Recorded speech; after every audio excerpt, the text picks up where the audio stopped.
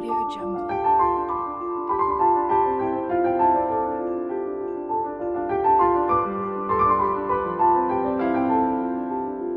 Audio Jungle. I don't always have the easiest time transitioning into new phases in life. Actually, I'm not sure I've ever embraced a single change in my life without more than a pinch of anxiety crippling me. I'm 29, I'm moving from Kerry to Dublin again, and leaving one job and starting another again, all whilst completing my PhD. And I'm fine about it, mostly. I've done all of these things before. I've moved away, I've changed jobs, I've studied before. But this will be the first time I do it with the full awareness of who I am, and why I need to do the things I do. Basically, this will be the first time I do it whilst knowing I have ADHD and that I'm autistic. On the surface, this doesn't seem like a big deal, but for me it's kind of revolutionary. As if all of the moments of uncertainty are still with me, like echoes, and this time I get to do things differently, or at least with a little less guilt. Hello, hi guys. Welcome back to my channel, or welcome to my channel. My name is Jen. I make content about being a PhD student, having chronic illness, being autistic, having ADHD, and generally just living, I guess. As you might be able to tell, my car is packed. I don't know. I didn't pack well, but I did pack, and that's what matters. I feel really strange making this, actually. A, because I'm in public, but, you know, that's kind of the least of it. B, because today is the day I'm moving back to Dublin. Yeah, I'm moving back to Dublin. I'm changing jobs shortly. And this feels really strange, so I wanted to document it. I'm not sure whether I'll just get 5 minutes of clips or less, but either way, this feels like something I didn't think would necessarily happen for a while, or I didn't think would happen again. For those of you who don't know, I had a pretty big health crisis that began in early 2022, but really kind of hit a head in September 2022 when I had to move home from Dublin. I had been living in Dublin, working in the disability sphere with autistic adults. I loved it. I loved the independence. I love looking back in those vlogs because I love my room. But I had to move home because life collapsed. I collapsed. I'm gonna have to put on my glasses. I keep squinting because of the sun. But I moved home, and that was really, really hard, to be honest. Because it felt like stripping back my sense of self a little bit as a 28-year-old or whatever. I moved home, couldn't do a lot of things myself. I got diagnosed with Addison's disease and got my lovely little emergency health bracelet. And since January, I got diagnosed in January 2023. So since January to now, I've been trying to learn how to moderate my steroid dose, my medication. It takes a long time to find balance. I'm still not there. I don't know if I'll ever look back on the vlogs from this year, which have only been 1 or 2, but because I feel like I can see the struggle in my eyes, the degree of sadness I had, the pain. So yeah, but today is it's a big day, and I'm choosing to make it a big day, to be honest. More than it is. I'm parked up about halfway to Dublin. I'm moving back, changing jobs, not going back to the same house, although I might be again in 6 months' time, as I have a temporary contract on the place I'm staying now, and my old place might be available in 6 months. That's besides the point. But this time I'll be living alone in a little studio, and by studio I mean I'll show you guys a 1-room spot that is so small, but I don't care, because it's for me, and that's what matters. And for me, it's my space, really. I think that's kind of a big deal. I think it'll be nice. I think also being autistic, I am the kind of autistic where I need to come home from work and fully unmask myself. So this will be kind of nice to have my own kitchen area and bathroom and things, and not have to worry about running into a housemate on the stairs and having to like smile and be on after a really long day. So I'm looking forward to it, but I'm also have a huge level of hesitancy because I guess this feels like the first time kind of standing on feet that really work and legs that will really hold me up, and in a body that might last. Because I've been getting sick with Addison's disease, it's a secondary kind of Addison, so it's slow, for about 11 years. So I don't know what this body feels like. This body feels strange. I don't know who she is, because I feel like my eyesight is better, my body's stronger, I have more energy, I feel stronger. I feel like there's something in my bones. My bones used to feel really hollow all the time, and I think I got so used to that. But anyway, I'll continue rambling when I get to Dublin, but I'm gonna turn on the car now and hit the road. I just stopped in to get a pit stop and a little coffee to keep me going. I got an oat milk latte, and I was so excited to see that one of the like coffee machines has a plant-based option now, which is cool. And I also stopped and did like a little bit of a food shop and things before I hit Dublin, so I wouldn't have to like leave, so that by the time I get up there, which would be around like around like 4 o'clock, I can just unpack and then collapse for the evening. I'm hoping the landlady will be there when I get there, so I can just get the keys and do the things. But I will keep you posted. So let's go. There we go. So just for reference, oh God, like you won't even be able to see how much crap is there, and my whole boot is full. But the last time I moved, I couldn't see it. Okay, sorry. The last person who owned my car was hard of hearing, so he has the volume up really loud and I don't know how to change it.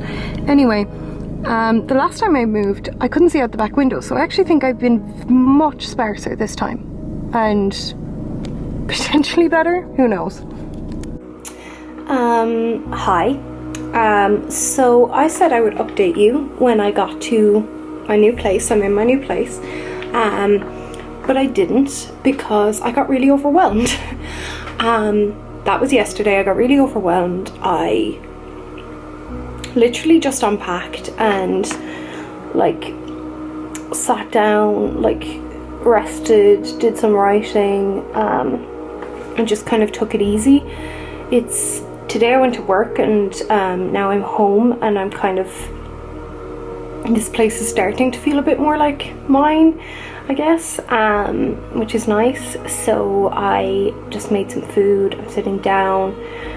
I'm about to do a little bit of writing before bed, but I cannot express to you how nice it is to not have to leave the room to like cook dinner and shower and stuff.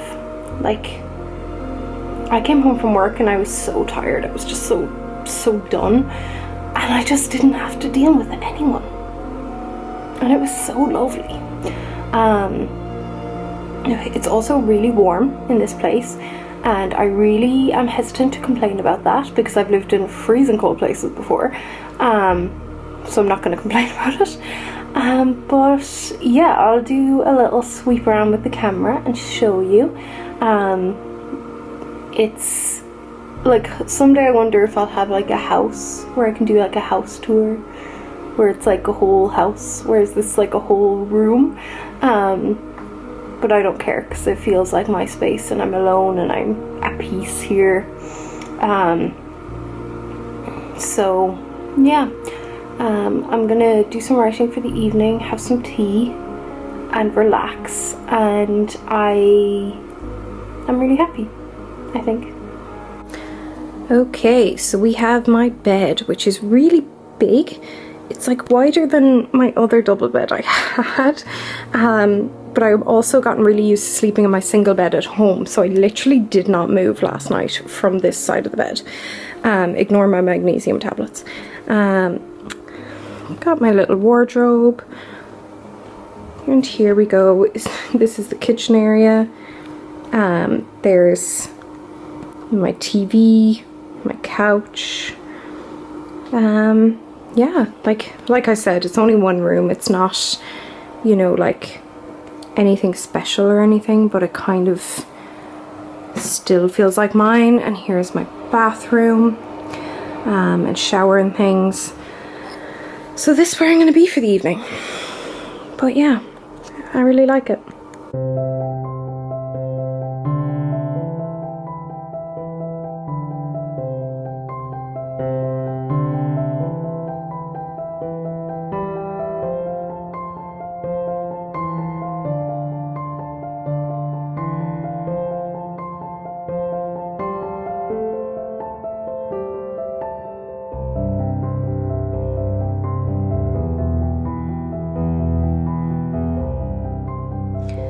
For years, I've consumed videos of aesthetically pleasing and generally calming nighttime routines.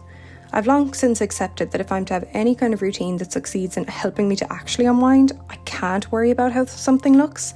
So I'm going to focus on the truth here. My ideal evening routine has some well-punctuated quiet time.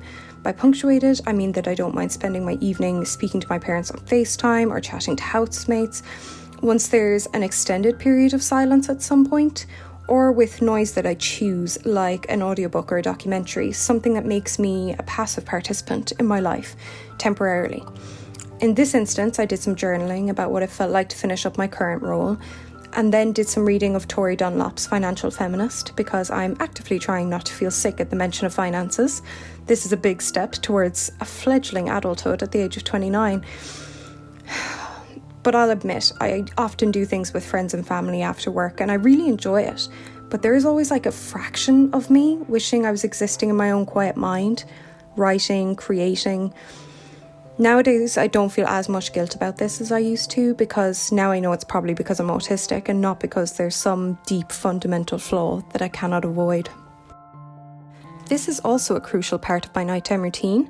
For the last 4 months, I have been logging the many facets of my day, rating my energy levels and my mood, and seeing the correlation between the dose of my medication and all of those factors.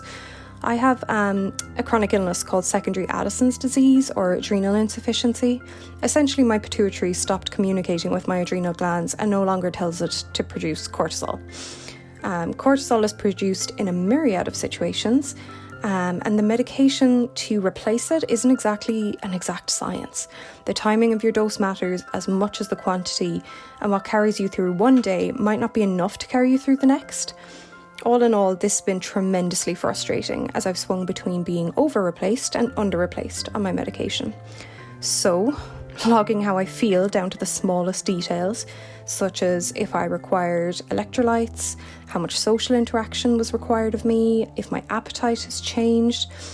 These have all helped me form some kind of trends, and I've learnt a lot. I've learnt that having a day where I'm expected to be my best self, which roughly translates to masking my autism, can, as much as I hate to admit it, be akin to some kind of stress to the body, as if I was in a small car crash. I've also learned how my period impacts cortisol production. Right now, though, I'm mostly trying to focus on what symptoms align with what problem and therefore what solution they require. For example, is my headache a low cortisol symptom or a sign that I need some electrolytes? I'm really hoping I'll look back on this video in a few years and realise I figured it out and all of this emotional and mental labour was worth it.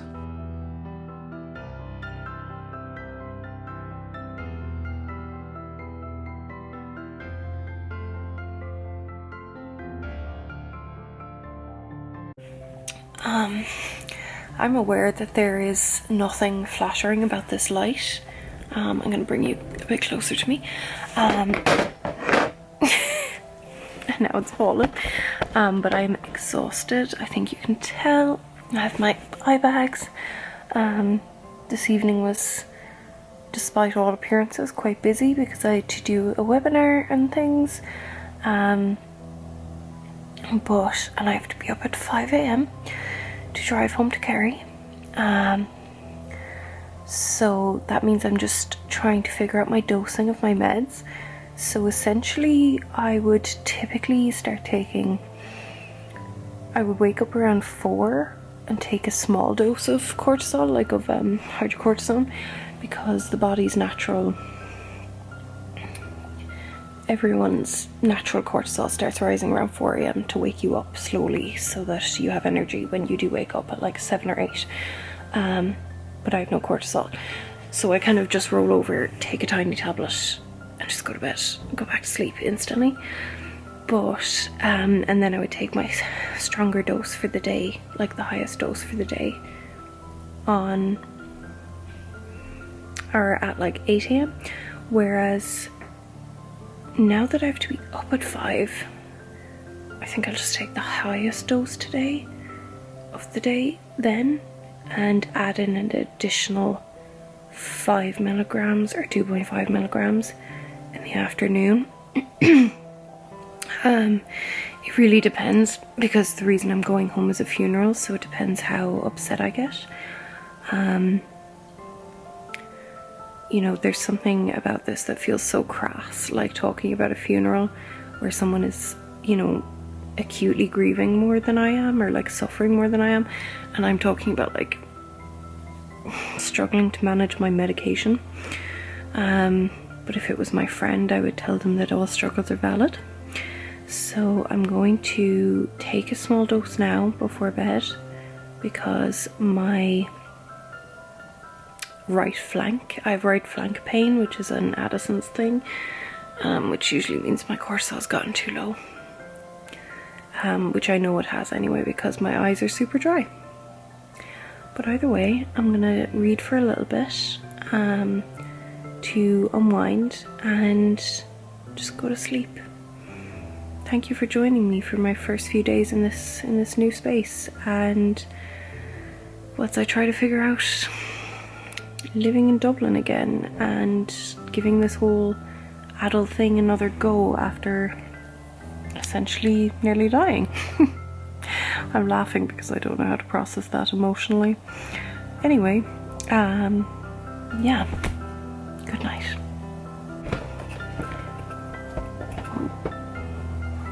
Just my tiny little tablet. You literally can't even see that. It won't focus, I'd say, no matter what. But it is tiny. But the problem with these tablets is that if they break up on your tongue, which they tend to do, they're really acidic, and I hate it.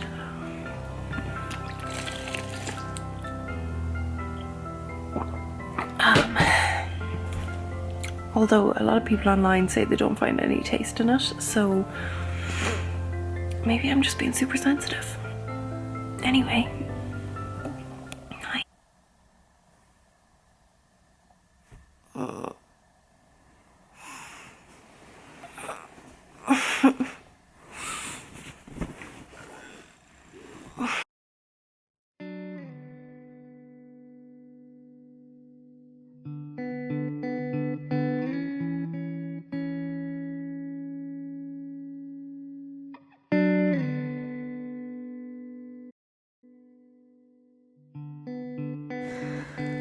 For me, morning routines do not need to be quite so quiet as my nighttime routines, but they do need to be significantly more structured. As a child, my mom had a list of tasks for me and my sister to do every morning pinned above our bedroom sinks. It was simple stuff like wash face, brush teeth, eat breakfast. Now I break my morning down into micro tasks that individually seem pretty inane, but collectively contribute to my stability. I'm trying to get these tasks down now before I start my new job, and I have to contend with so much change at once.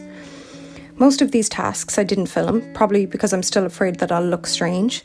These include things like doing a nasal wash, because I'm wildly prone to sinus infections in winter, putting on my morning serums, taking iron with my vitamin C, preparing a cold brew, doing a morning clean up and disinfect of certain surfaces, and a few other kind of random things. I don't feel entirely dysregulated if I don't get to do all of these things. I can certainly cope if I just about get out of bed for work. I did that for most of my adult life because I was so sick. But my life is certainly made better if I can tick off at least a few of these in the morning.